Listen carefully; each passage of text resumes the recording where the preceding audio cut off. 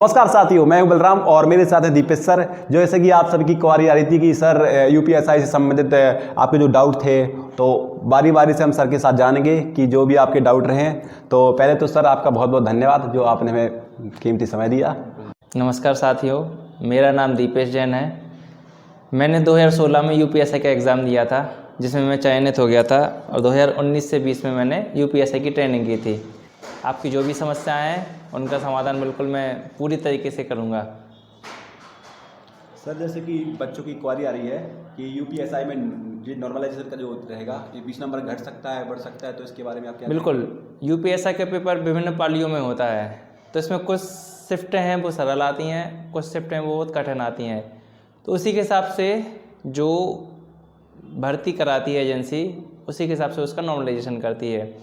जो भी पालियाँ कठिन आती हैं तो उन बच्चों के मार्क्स कम आते हैं, तो उनके नंबर बढ़ जाते हैं। जो भी पालियाँ सरल होती हैं उनमें बच्चों के नंबर बहुत ज़्यादा आते हैं, तो नॉर्मलाइजेशन से उन बच्चों के नंबर घट जाते हैं। तो जो नंबर घटने या बढ़ने का रेंज है वो लगभग मैक्सिमम 30 नंबर तक उसमें बढ़ या घट सकते हैं।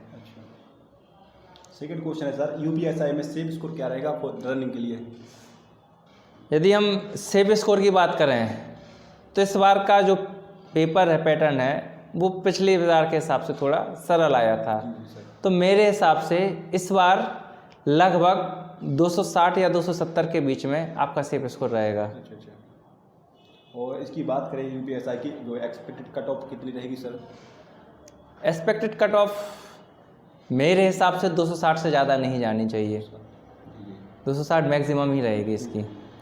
सर ये क्वेश्चन सबसे ज़्यादा आया है कि अगर किसी सेक्शन में 12-13 क्वेश्चन सही हैं और टोटल मार्क्स की बात की जाए तो 100 प्लस सही है, तो क्या उनके लिए रनिंग करना चाहिए?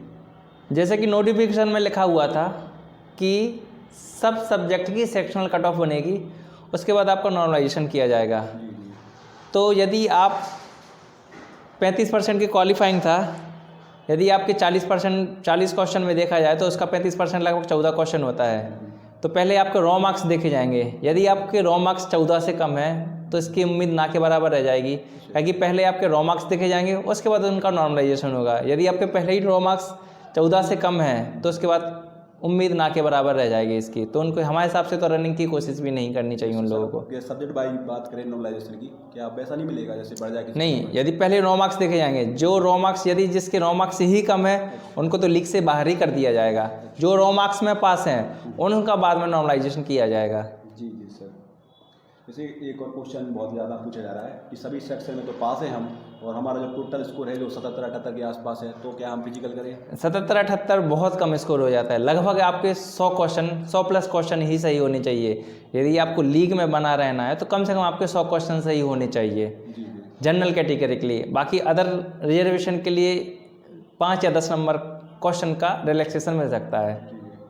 सर सेकेंड क्वेश्चन है अपना, जैसे यूपीएसआई में डॉक्यूमेंट्स फॉर डीबी और पीसी, इसके लिए क्या हम तैयार करके रखें? डॉक्यूमेंट्स वेरिफिकेशन के लिए आपको 10th की मार्कशीट, उसकी सनद, 12th की मार्कशीट, उसकी सनद, आपकी ग्रेजुएशन की मार्कशीट और उसकी डिग्री, आपका निवास प्रमाण पत्र, यदि आप कैटेगरी से बिलोंग करते हैं तो आपका जाति प्रमाण पत्र, बाकी यही सब चीज़ें, आधार कार्ड, यही सब चीज़ें आपको तैयार करके रखना पड़ेगा।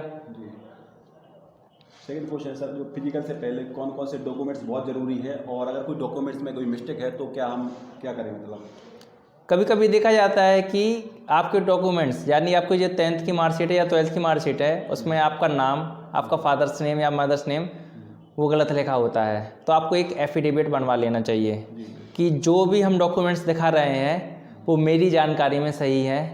यदि ये गलत पाए जाते हैं तो मेरी पात्रता निरस्त कर दी जाए। इस प्रकार का एक डॉक्यूमेंट्स एफिडेविट बनता है 100 रुपये के स्टाम्प पे, तब वो बनवा लीजिए।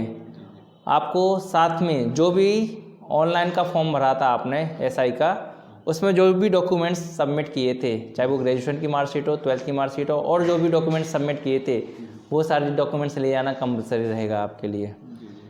सर ये लास्ट सवाल है और इस पे सबसे ज़्यादा चर्चा है कि क्या भर्ती कोर्ट में केस में फंस सकती है क्या?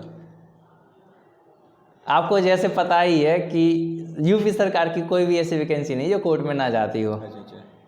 तो लेकिन सरकार ने कहा था कि इस भर्ती को हम बिल्कुल पारदर्शिता के साथ पूरी करवाएंगे। तो अभी तो खैर कोई मैटर नहीं है, और भगवान ना करे आपकी भर्ती में कोई मैटर फंस जाए, बस यही कामना है कि अभी तो कोई मैटर नहीं, तो शायद हमारे हिसाब से तो नहीं होगा। बाकी सरकार ने या फिर भर्ती बोर्ड ने कुछ क्वेरी मांगी है कि जिस भी क्वेश्चनों में आपको डाउट लग रहा है वो उसके लिए आप कंप्लेन कर सकते हैं। तो बाकी उसके बाद संशोधित आंसर की आएगी। यदि कुछ नहीं होता है तो आपका जल्दी से जल्दी आपके डॉक्यूमेंट्स वेरिफिकेशन, उसके बाद आपकी रनिंग करा ली जाएगी।